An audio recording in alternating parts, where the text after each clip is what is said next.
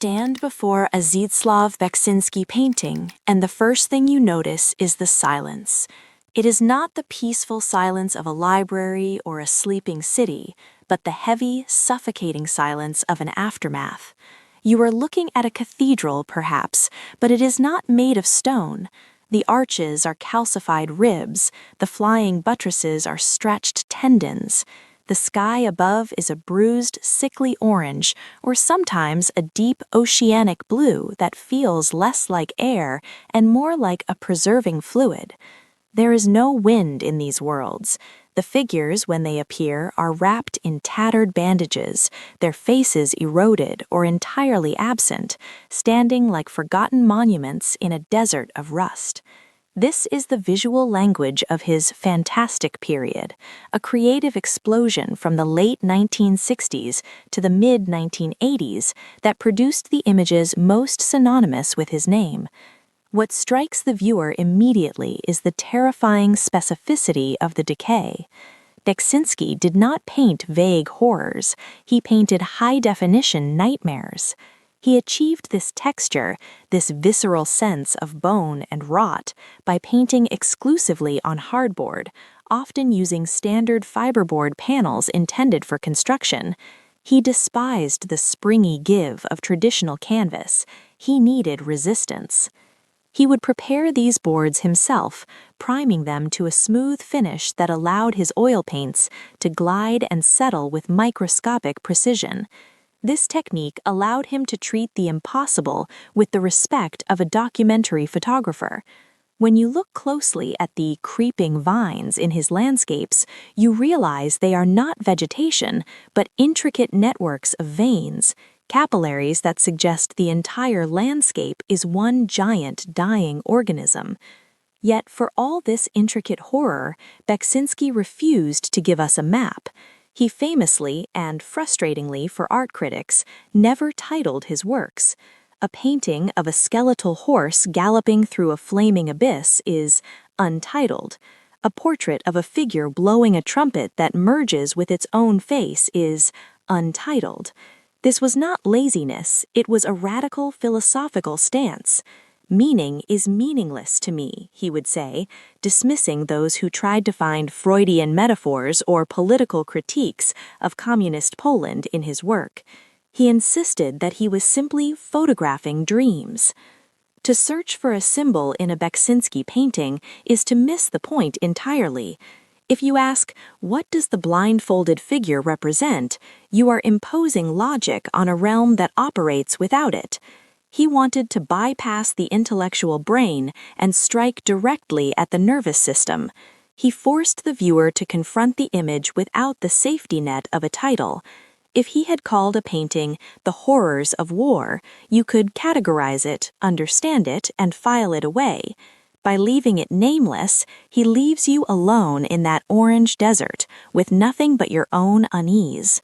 The horror of the fantastic period is not that it tells a scary story, but that it presents a coherent, fully realized world that simply exists, independent of our understanding, waiting for us to blink so it can continue its slow, silent rot. If you were to conjure a mental image of the man responsible for these visions, you might imagine a brooding recluse, perhaps an occultist draped in black, working by candlelight in a Gothic tower. The reality of Zdzisław Beksiński is almost comically disappointing in comparison.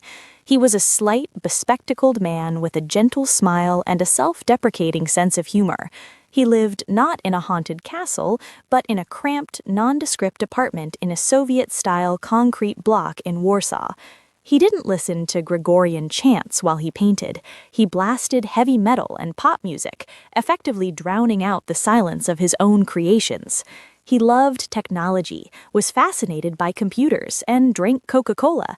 He was, by all accounts, a remarkably ordinary, nice man. This duality is key to understanding his genius. Beksinski was trained as an architect, and though he hated the profession, its discipline never left his hand. You can see the architect's ghost in every skeletal megastructure he painted.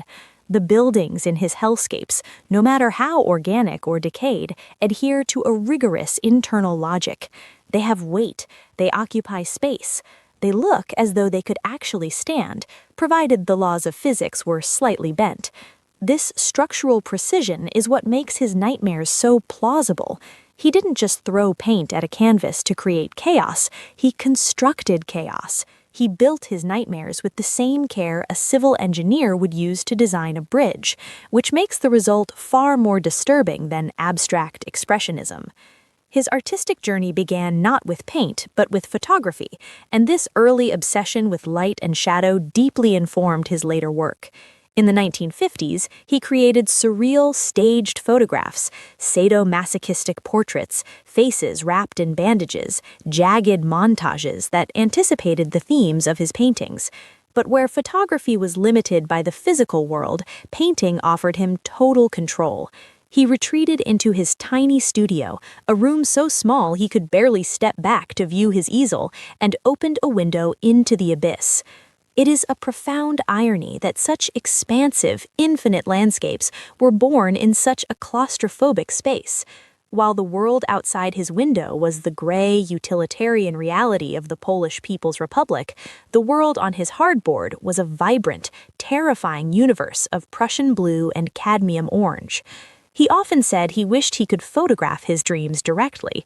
Since he couldn't, he used his brush to simulate the lens, focusing on the texture of a crumbling wall or the gleam of a skull with the obsession of a macro photographer. He was not a tortured soul purging his demons. He was a meticulous craftsman, a polite neighbor who just happened to spend his days documenting the architecture of hell. For decades, Beksinski's art was described as gloomy or depressing, labels he vehemently rejected.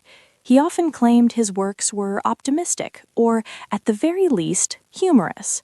But as the millennium turned, reality began to invade the fortress of his art with a cruelty that no painter could invent. The Beksinski curse, as it is often whispered about in dark corners of the internet, is a sequence of tragedies so relentless it feels scripted by a bad novelist. In 1998, his beloved wife Zofia, the anchor of his reality, died of cancer. The house fell silent. Then, on Christmas Eve of 1999, his son, Tomasz, a famous music journalist and translator, the voice of the West for many young Poles, committed suicide. Zdzisław was the one who found his body. The man who had spent a lifetime painting death was now surrounded by it. Yet he kept painting. His style shifted. The grand, detailed landscapes of the fantastic period gave way to more monumental, singular forms, often gray and subdued. He embraced digital art, manipulating photos on his computer, always looking forward. But the final stroke of the curse was not supernatural. It was banally, brutally human. In February 2005, days before his 76th birthday, Beksinski was stabbed to death in his apartment by the teenage son of his caretaker. The motive was not grand or mysterious. It was over a refusal to loan the boy the equivalent of about $100. The creator of vast, terrifying empires was extinguished for pocket change. Today, however, Beksinski is more alive than ever. In the digital age, his meaningless art has found a massive, obsessive audience. His paintings circulate virally as cursed images, resonating deeply with a generation accustomed to anxiety and existential dread. The internet, with its love for the aesthetic of the void, has embraced him as a patron saint of the surreal. We see this resurgence culminating in 2025 with major exhibitions like Human Condition in Warsaw using virtual reality to finally fulfill Beksinski's lifelong dream, to let the viewer step inside the painting. Standing in those virtual landscapes or scrolling past his work on a glowing screen, we realize that Beksinski was not a prophet of doom. He was not trying to warn us about a coming apocalypse. He was simply showing us that beauty and terror are the same vibration. In a world that feels increasingly fractured, his honest, intricate nightmares offer a strange, cathartic comfort. We look at his skeletal cathedrals and feel less alone in our own fears. He painted the darkness so we wouldn't have to face it by ourselves, and in the end, he left us the keys to a kingdom that is terrifying, beautiful, and utterly, perfectly silent.